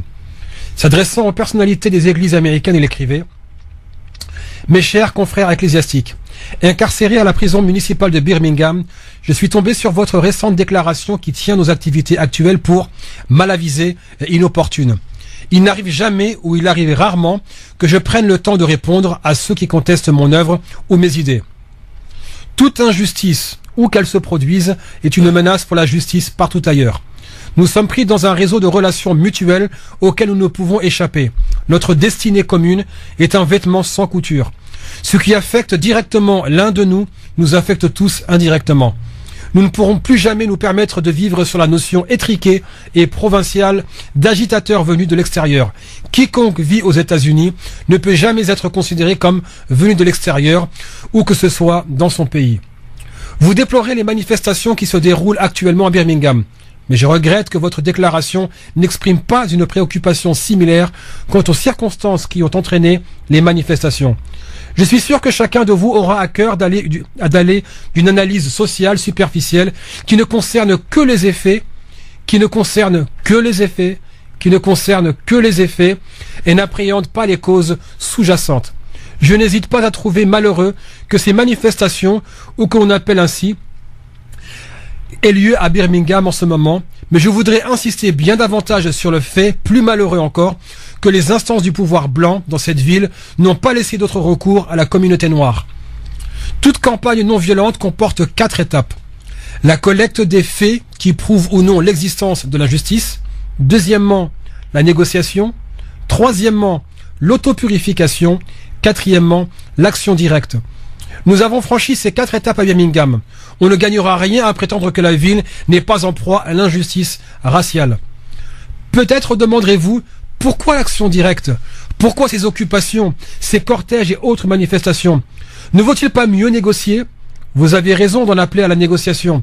En vérité, elle est l'objectif même de l'action directe, dont le but est de créer un tel état de crise, de susciter une telle tension que la société, après avoir obstinément refusé de négocier, se trouve contrainte d'envisager cette solution. L'action a pour objet de porter la question sur une scène où il sera impossible de prétendre l'ignorer. Je viens de mentionner la création d'une tension comme une partie de la mission d'un résistant non violent. Cela peut être choquant, mais je dois avouer que je ne crains pas le mot tension. Par mon travail et mes prédications, je me suis montré sincèrement hostile aux tensions violentes, mais il est une sorte de tension constructive et non violente, indispensable si l'on veut faire évoluer une situation. Selon Socrate, il convient de créer une tension dans l'esprit des individus afin qu'ils se libèrent des chaînes imposées par les mythes et les demi-vérités et s'élèvent jusqu'au libre domaine où règne l'analyse créatrice et l'appréciation objective. De même, il nous faut considérer le besoin d'un stimulant non violent qui crée dans la société la tension nécessaire pour que les hommes s'élèvent au-dessus des profondes ténèbres du préjugé et du racisme, vers les majestueuses altitudes de la compréhension et de la fraternité.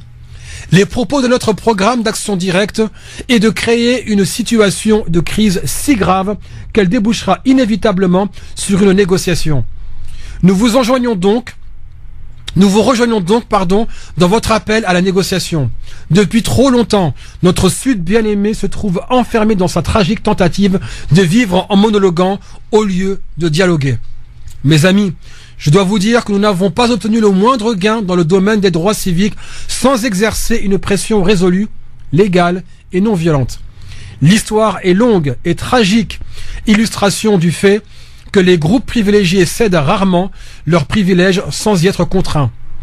Nous avons douloureusement appris que la liberté n'est jamais accordée de bon gré par l'oppresseur. Je répète, Nous avons douloureusement appris que la liberté n'est jamais accordée de bon gré par l'oppresseur.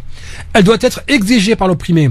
Franchement, je ne me suis jamais engagé dans un mouvement d'action directe à un moment jugé, d'après le calendrier de ceux qui n'ont pas indûment subi les maux de la ségrégation. Depuis des années, j'entends ce mot « attendez ». Il résonne à mon oreille comme à celle de chaque noir, avec une perçante familiarité. Il nous faut constater avec l'un de nos éminents juristes que justice trop tardive est déni de justice. Nous avons attendu pendant plus de 304 ans les droits constitutionnels dont nous a doté notre Créateur. Ceux qui n'ont jamais senti le dard brûlant de la ségrégation raciale ont beau jeu de dire « attendez ». Mais quand vous avez vu des populaces vicieuses lyncher à volonté vos pères et mères, noyer à plaisir vos frères et sœurs, quand vous avez vu les policiers pleins de haine maudire, frapper, brutaliser et même tuer vos frères et sœurs noirs en toute impunité, quand vous voyez la grande majorité de vos 20 millions de frères noirs étouffés dans la prison fétide de la pauvreté au sein d'une société opulente, quand vous sentez votre langue se nouer et votre voix vous manquer pour tenter d'expliquer à votre fille de 6 ans pourquoi elle ne peut aller au parc d'attractions qui vient de faire l'objet d'une publicité à la télévision, pensez aux femmes voilées qu'on refuse ici en France. Quand vous voyez les larmes affluer dans ces petits yeux parce qu'un tel parc est fermé aux enfants de couleur, quand vous voyez les nuages déprimants d'un sentiment d'infériorité se former dans son petit ciel mental, quand vous la voyez commencer à oblitérer sa petite personnalité en sécrétant inconsciemment une amertume à l'égard des Blancs, quand vous devez inventer une explication pour votre petit garçon de 5 ans qui vous demande, dans son langage pathétique et torturant, « Papa, pourquoi les Blancs sont si méchants avec ceux de couleur ?» Quand au cours de vos voyages, vous devez dormir nuit après nuit sur le siège inconfortable de votre voiture parce qu'aucun motel ne vous acceptera, quand vous êtes humilié jour après jour par des pancartes narquoises, blanc, noir, quand votre prénom est négro et votre nom, mon garçon, quel que soit votre âge, ou John, quand votre mère et votre femme ne sont jamais appelées respectueusement madame, quand vous êtes harcelé le jour et hanté la nuit par le fait que vous êtes un nègre, marchant toujours sur la pointe des pieds sans savoir ce qui va vous arriver l'instant d'après, accablé de peur à l'intérieur et de ressentiment à l'extérieur. Quand vous combattez sans cesse le sentiment dévastateur de n'être personne, alors vous comprenez pourquoi nous trouvons si difficile d'attendre. Il vient un temps où la coupe est pleine et où les hommes ne supportent plus de se trouver plongés dans les abîmes du désespoir. J'espère, messieurs, que vous pourrez comprendre notre légitime et inévitable impatience. Les opprimés ne peuvent demeurer dans l'oppression à jamais. Le moment vient toujours où ils proclament leur besoin de liberté. Et c'est ce qui produit actuellement pour le noir américain quelque chose au-dedans de lui-même. Il lui a rappelé que cette liberté, il pouvait la conquérir. Il y a chez le noir beaucoup de ressentiments accumulés et de frustrations latentes. Il a besoin de leur donner libre cours. Qu'il manifeste donc, qu'il aille en pèlerinage prier devant l'hôtel de ville, qu'il se mue en voyageur de la liberté et qu'il comprenne pourquoi il doit le faire. S'il ne se défoule pas par des voies non violentes, ses émotions réprimées, celles-ci s'exprimeront par la violence. Ce n'est pas une menace, mais un fait historique. Je n'ai pas demandé à mon peuple, oublie tes sujets de mécontentement. J'ai tenté de lui dire, tout au contraire, que son mécontentement était sain, normal, et qu'il pouvait être canalisé vers l'expression créatrice d'une action directe non violente. Cette attitude est dénoncée aujourd'hui comme extrémiste. Je dois admettre que j'ai tout d'abord été déçu de l'avoir ainsi qualifié. Vôtre pour la paix et la fraternité, Martin Luther King Jr. Merci Yasser pour cette lettre donc de Martin Luther King, écrite donc en prison, hein. En prison, exactement, oui. Voilà, c'était important en tout cas de cela remémorer, mon cher Razik. T'en avais eu connaissance de cette lettre ? Oui, bah j'ai été mon premier amour, c'était l'histoire en fait, et j'étais un fan absolument, je pense comme beaucoup à mon avis, de Français d'origine ou de personnes vivant dans les quartiers populaires. J'étais un grand fan de Malcolm X, de Martin Luther King, et pour tous ceux, je me souviens de mon prof d'histoire qui nous disait à l'époque, pour tous ceux qui voulaient s'impliquer dans ces thématiques-là en France, ce sont des penseurs qui sont difficilement dépassables, réellement. Lorsqu'on reprend des textes de Malcolm X ou des textes de Martin Luther King, si vous enlevez la référence, si vous enlevez l'époque, vous savez pas qui est l'auteur, vous pouvez le lire et ça parle parle parfois trait pour trait avec une acuité brûlante de ce que certains vivent aujourd'hui en France. Enfin, et oui, ce sont des modèles. Ce sont des modèles pour toute personne qui a envie de s'impliquer, qui a envie de se battre pour l'égalité réelle des droits, qui a envie de se battre pour l'égalité des chances, qui veut se battre contre le racisme institutionnel. Je pense que des penseurs comme Martin Luther King et comme Malcolm X, encore aujourd'hui, sont d'une actualité brûlante, encore plus en France. Ouais. Surtout ce qui concerne la relation avec les blancs de leur époque, les blancs libéraux, ceux qu'on appelle aussi, en France aujourd'hui la gauche blanche, c'est exactement les mêmes mécanismes de domination. C'est on va dicter aux populations racisées leur calendrier des luttes, ce qu'il faut dire et pas dire, comment le faire, comment le dire, où le faire et avec qui. Et aujourd'hui, malheureusement, c'est que je pense que les populations racisées doivent s'émanciper de leur premier soi-disant allié, qui est la gauche blanche française, qui n'est pas là pour les aider, mais malheureusement pour récupérer leur lutte. Voilà, en tout cas à revoir bien sûr hein, sur la page Christophe Le Grand Forum pour celles qui souhaitent se la remémorer tranquillement au calme.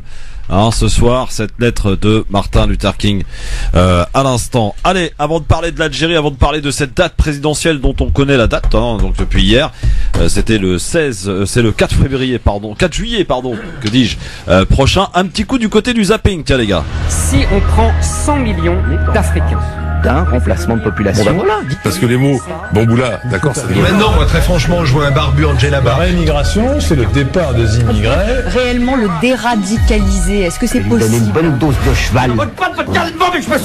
Si la connerie se mesurait, il servirait de maître étalon. Alors, dans le zapping, messieurs, dames, amis, auditrices, auditeurs, pour commencer, il y avait un débat hier soir. Je sais pas si vous êtes au courant, sur CNews. C'est CNews, oui. Voilà. Avec, qui a duré 3 heures, hein, quand même. Les favoris. Débat. Un débat qui a réuni incroyable les thématiques. Les 7 responsables des principaux partis politiques français. Je propose d'écouter un petit résumé de la soirée, rapidos. Ils ont voulu nous dire... Un contre tous, tous contre un. Stanislas Guerini, chef de file de la République En Marche, est au cœur des plus vives critiques. 2 retraités sur 3, monsieur Guerini, regardez-moi. 2 retraités sur 3 qui ont perdu du pouvoir d'achat. Le président de la République, regardez-moi s'il vous plaît. Excusez-moi, monsieur Fouquet, le président je reste libre de mes mouvements. Je sais que vous êtes un peu autoritaire. À seulement 28 ans, Adrien Quatennens réussit son baptême du feu. Incisif, précis, le député de la France Insoumise règle sa mire et vise le chef de l'État. L'ordre républicain, c'est la souveraineté populaire, bafouée depuis 2005 et que monsieur Macron continue à bafouer. L'ordre républicain, c'est l'égalité devant l'impôt, c'est la justice sociale. L'ordre républicain, c'est les intérêts particuliers soumis à l'intérêt général. C'est la loi contre les privilèges. C'est la loi contre les bénalas. L'Europe, frein au moteur pour la France. Nicolas Dupont-Aignan, seul débatteur tête de liste pour les élections en mai prochain, a choisi son parti. Cette Europe ne marche pas. Cette Europe où on a transféré des pouvoirs extravagants à 3 organismes dont les membres ne sont pas élus. La Commission de Bruxelles, la Banque centrale, la Cour de justice. Et nos gouvernements successifs, vous élisez des présidents de la République, les uns après les autres, ils sont prisonniers de règles et ils ne peuvent pas s'en extraire. 3 heures d'un débat parfois houleux, tendu, où certains visages ont émergé. Le compte à rebours est lancé. Il reste 45 jours avant les élections européennes. Un débat très ennuyeux, hein, je dois vous le dire, pour l'avoir regardé un petit peu, Razik, Yasser, voilà, c'était un petit peu, c'est vrai, tous contre la République En Marche hier soir. C'est facile, ça mange pas de pain. Ouais, bon, oui, non, très bien, non mais voilà, rien d'autre à dire. Ouais, le choix des thématiques. L'immigration. Scandaleux. Ouais. Immigration, sécurité. Enfin voilà, les médias mainstream veulent nous vendre un film et veulent vendre un film à la société française dont la France ne veut pas. Les questions prioritaires sont les questions d'ordre économique et social dans ce pays. Le problème numéro 1, c'est le problème du pouvoir d'achat, c'est le problème d'emploi. C'est ça. Ce sont les thématiques qui reviennent, ouais. Et on a CNews qui décide dans une volonté d'aiguiller l'opinion publique vers les thématiques qui sont les siennes et de faire des problèmes périphériques des problèmes centraux. Non, ce ne sont pas les problèmes centraux. On est en train de servir l'échiquier, l'agenda, on est en train de dérouler l'agenda au RN. Ah bah ça c'est clair. Hein. Yasser, on est d'accord là-dessus. Tout est fait pour lui servir un plateau d'argent là. À qui? À Marine Le Pen. Exactement, parce que les thématiques sécurité, immigration, qu'est-ce qui les tient? C'est elle. Il faut garder aussi en tête que que la bourgeoisie s'allie toujours avec le parti de l'ordre lorsque le parti capitaliste lui s'effondre.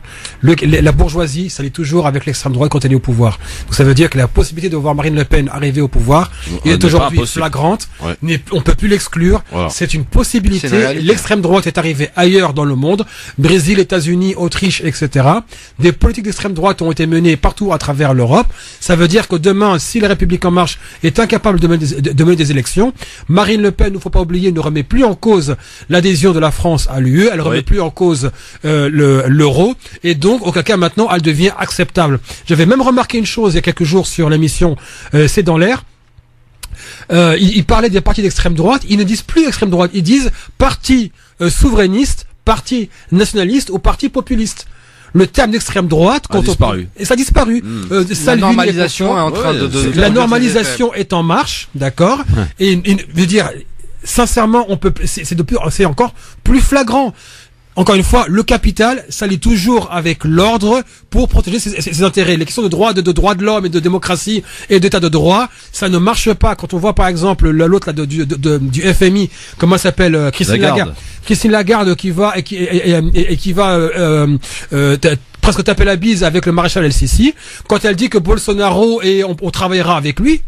Mais ça veut dire que demain, la bourgeoisie et Bernard Arnault travaillera avec Marine Le Pen. Il n'y aura aucun problème. Même si on a quelques secondes juste pour préciser une chose, la bourse du Brésil a ouvert de mémoire avec plus de 12% le jour où Bolsonaro a été élu. Les liens qui unissent le grand capital et le fascisme sont historiquement datés. On va pas remonter jusqu'au Troisième Reich avec le grand patronat allemand. Aujourd'hui, Pinochet, il faut un État autoritaire aussi, pour le capitalisme. En Italie, les grandes sociétés italiennes ont aussi voté pour Salvini. Enfin voilà, c'est une tradition qui unit comme cela a été dit justement, lorsque le capitalisme s'effondre, lorsque les partis capitalistes s'effondrent, les partis de l'ordre sont choisis par le grand capital. Il faut qu'on avance et on parle de Theresa May, vous savez, avec ce Brexit là, avec cette demande. Elle doit pas dormir beaucoup la pauvre dame là en ce moment. Oui. Elle est partie donc à Bruxelles demander un report qu'elle a d'ailleurs obtenu, mais juste avant la demande, Macron était pas franchement pour. Hein. Il émet quand même pas mal de réserves. Écoutez. Rien n'est acquis. Rien. Et en particulier quand j'entends les rumeurs, aucune extension longue. Nous devons comprendre aujourd'hui pourquoi cette demande, quel est le projet politique qui la justifie et quelles sont les propositions claires. Voilà, donc il est pas franchement content, hein, en tout cas Macron concernant ce report du Brexit obtenu jusqu'au 30 juin par Theresa May hier. Voilà, on a rien d'autre à rajouter là-dessus. On enchaîne. Bon, ok.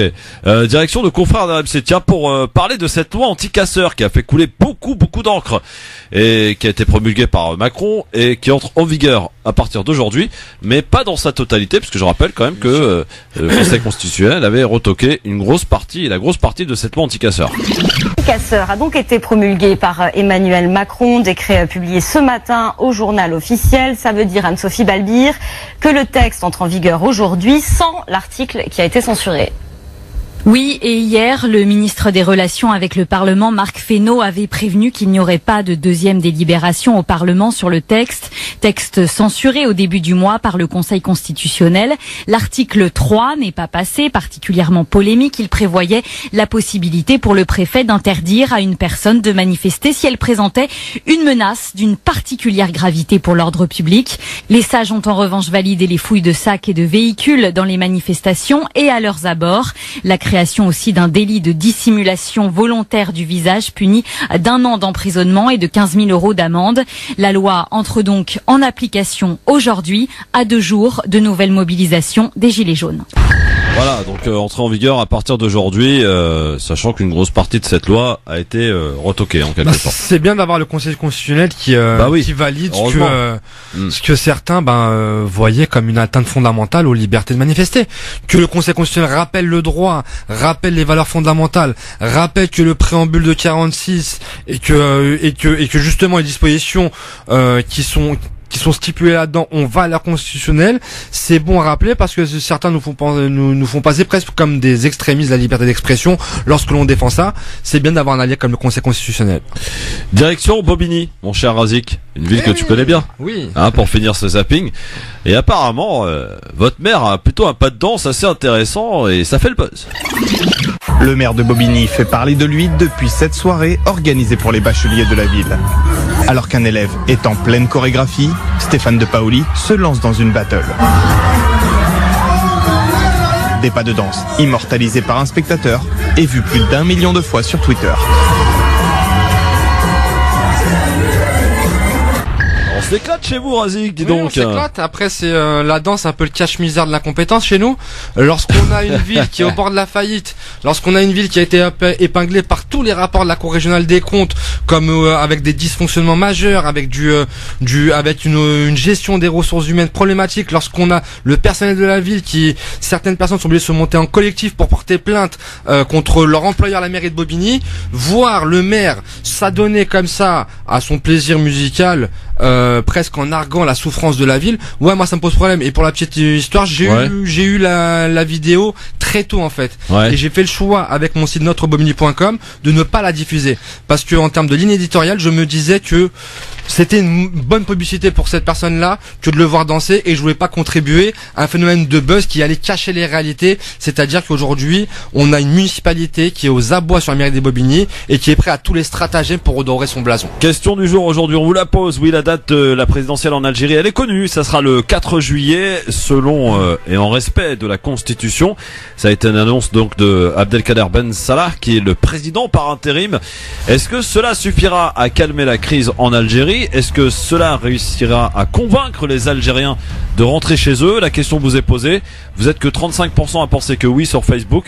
À peu près la même chose sur Twitter, le grand forum FM2 pour continuer de voter. Nous appeler. Il y a Salima, je crois, qui est avec nous. Salut Salima.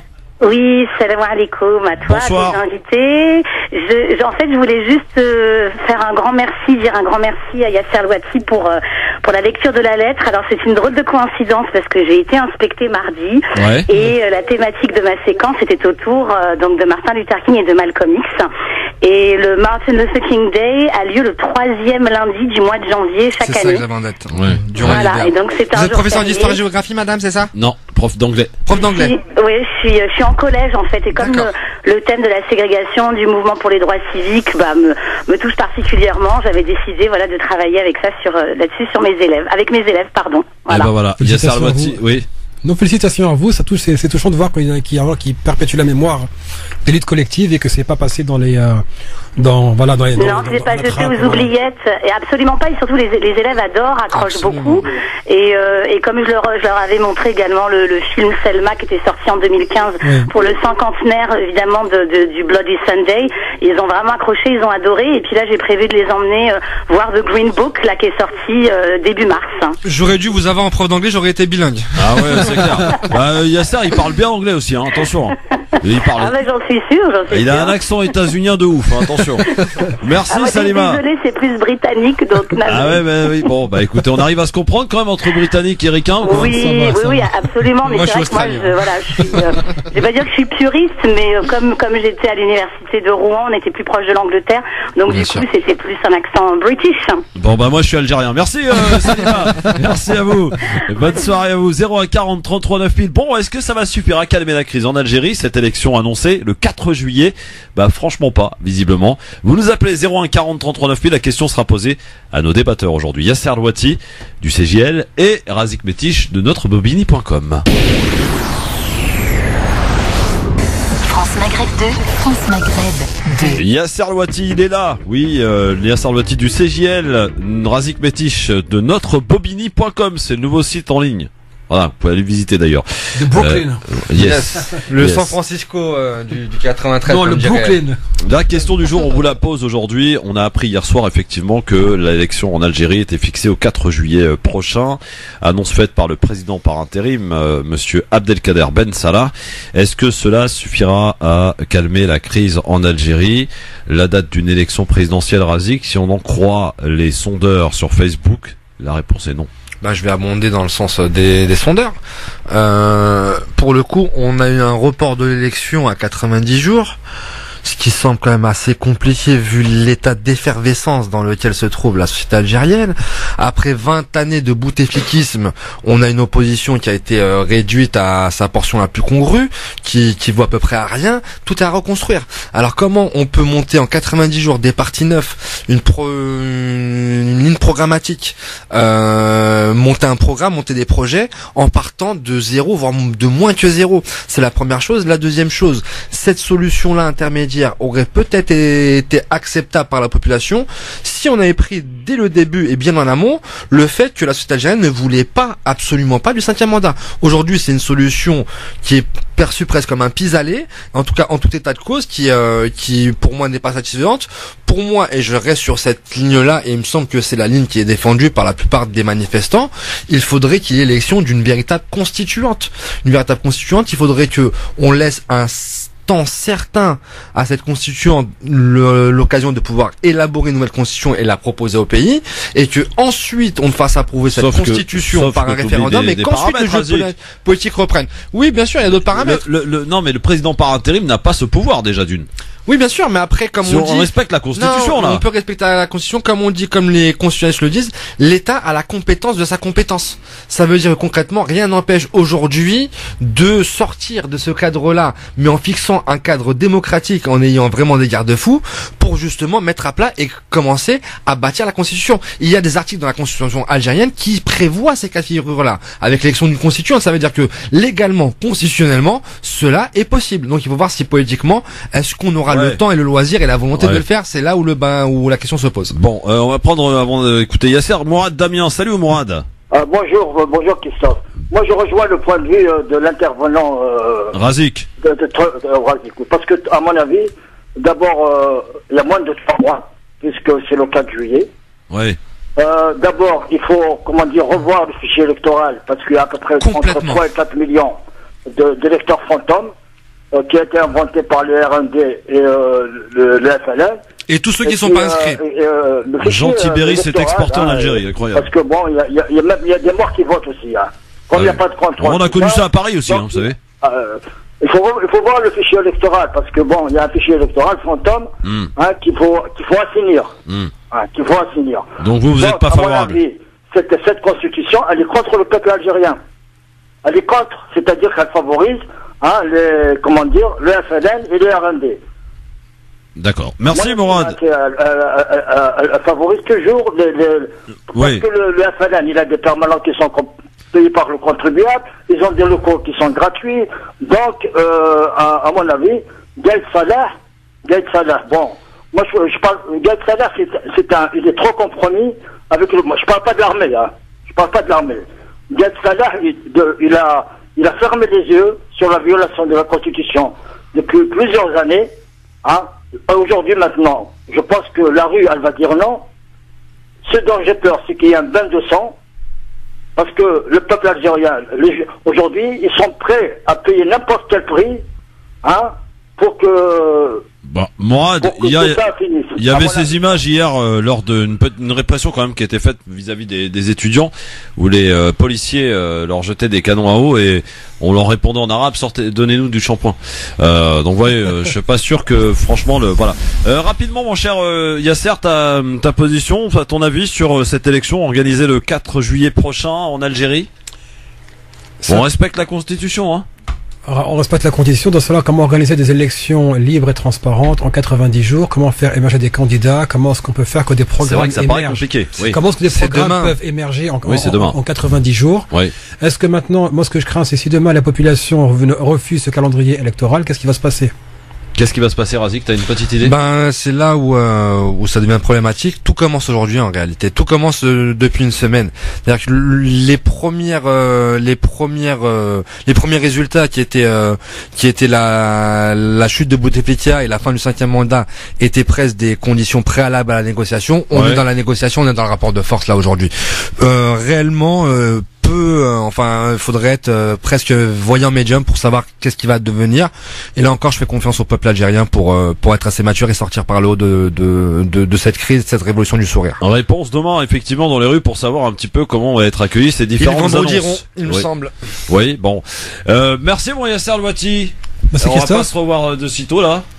Ouais, donc tournée à l'étranger pendant quelques semaines et retour au Bercail dans quelques semaines. Voilà, c'est ça. Bah écoute, bonne tournée à toi. Hein. Merci à toi, Christophe. Voilà. Et puis bah Mourazik à demain 18h pour le sport, hein, bien sûr. Nouvel horaire, nouvel horaire pour le grand forum du sport avec Hicham Terak. Et demain on parlera taekwondo, les amis. Un sport que. Ah, j'en ai fait moi du taekwondo. Ah bon? Ouais. On recevra le vice-président. Comme ça, les adversaires sont avertis. Attention à la jambe. C'est ça. Jambe avant. Jambe avant ou jambe bouvée? Non, jambe avant. Je vous la laisse celle-là, je vous la laisse. Allez, il est temps qu'on s'en aille. Hein. Merci beaucoup, bonne soirée. Bonne soirée. Restez bien à l'écoute de votre radio France Maghreb 2, bien entendu dans un instant, mais Jahed. Et demain on sera de retour à partir de 16h évidemment avec Tarek Mami, Farid Tansamani et Gamal Abina. Bonne soirée à tous et à demain 16h. Ciao tout le monde.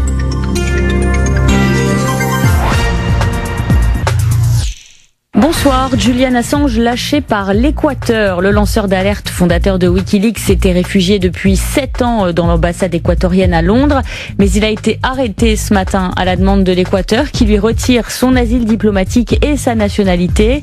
Wikileaks pense que l'Équateur est en fait de mèche avec les États-Unis pour qu'il soit extradé. Julian Assange avait publié en 2010 des milliers de documents confidentiels du Pentagone et du ministère des Affaires étrangères. Son avocat vient d'indiquer qu'il allait s'opposer à la demande d'extradition américaine. Le président du Soudan déchu, Omar el-Béchir, est désormais détenu par l'armée. La situation a basculé aujourd'hui après plusieurs jours de manifestations pour réclamer sa démission. Lui qui est au pouvoir depuis 1989. Un cessez-le-feu a été décrété et toutes les frontières et l'espace aérien du Soudan sont fermés jusqu'à nouvel ordre. Un conseil militaire va assurer la transition pendant 2 ans. Une décision historique qui doit aussi être un message au gouvernement au sujet de l'utilisation des pesticides. Voilà ce qu'a déclaré très ému l'agriculteur Paul François qui a gagné son procès une nouvelle fois, la 3e contre Monsanto. La firme américaine a été condamnée par la Cour d'appel de Lyon pour sa responsabilité dans les troubles de santé de l'agriculteur qui avait inhalé accidentellement un désherbant fabriqué par Monsanto. Les retraités dans la rue aujourd'hui, ils étaient 1 millier environ à Paris, un peu moins dans des villes comme Strasbourg, Nantes ou Tours. Manifestation à l'appel de 9 syndicats pour dénoncer la mini-revalorisation des pensions. Un bug pour Jean-Luc Mélenchon, pourtant fervent détracteur de la loi Pacte. Le leader de la France Insoumise a voté pour cette loi à l'Assemblée ce matin. Une erreur technique, bien sûr, dit son entourage. La loi a été adoptée avec 147 voix pour, 50 contre, une adoption définitive. Enfin, 5 bouquetins ibériques lâchés ce matin dans les Pyrénées, dans la vallée d'Aspe. Retour symbolique de l'espèce en Béarn, où l'ongulé, c'est comme ça qu'on dit pour les bouquetins, avait disparu il y a plus d'un siècle. Bonne soirée. France Maghreb 2, service, info, musique, divertissement. France Maghreb 2. France Maghreb.